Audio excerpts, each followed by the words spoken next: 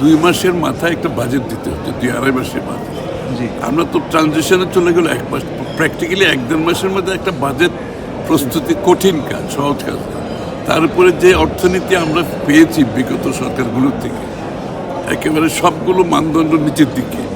তার উপরে মিডল ইস্টের, মধ্যপ্রাচ্যের এই যুদ্ধ, যে এটা সংকট মোকাবেলা করতে হচ্ছে প্রতিদিন, এই ভিত্তির উপরে একটা বাজেট করা জি। যে কত কঠিন হতে পারে সেটা তো তারা বুঝতেই পারছেন। বা তারপরে আমরা আশাবাদী, আমরা তো বিগত দিনে যখনই দেশ ডিজাস্টারের পরে আমরা দায়িত্ব নিয়েছি, আমরা তো ম্যাক্রো ইকোনমিক স্টেবিলিটি ফিরিয়ে এনেছি, ফিনান্সিয়াল সেক্টর ডিসিপ্লিন ফিরিয়ে এনেছি, এবং দেশের আপনার প্রাইভেট সেক্টর বিনিয়োগ বাড়িয়েছি, এবং আমাদের এক্সপোর্ট বাড়িয়েছি। আপনি দেখেন ট্রেন্ডগুলো সবগুলো আপওয়ার্ড ছিল। প্রত্যেকবার ক্রাইসিসের পর আমরা দায়িত্ব নিয়েছি, কিন্তু আমরা ইকোনমিকে ঘুরে দাঁড়াতে সক্ষম হয়েছি। এবারে ইনশাল্লাহ আশা করি পারবো।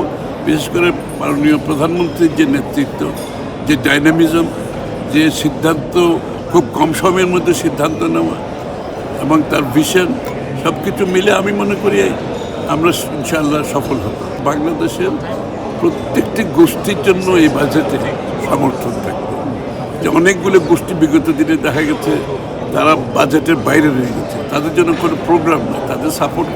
আমরা প্রত্যেকটি গোষ্ঠীকে অ্যাড্রেস করবো এই বাজেটে। যেহেতু আমরা ডেমোক্রেটাইজেশন অফ দ্য ইকোনমির কথা বলেছি, এটা আমাদের স্লোগান।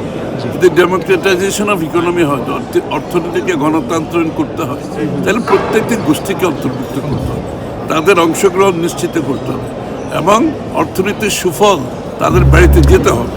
এইটাকে মাথায় রেখে আমরা বাজেট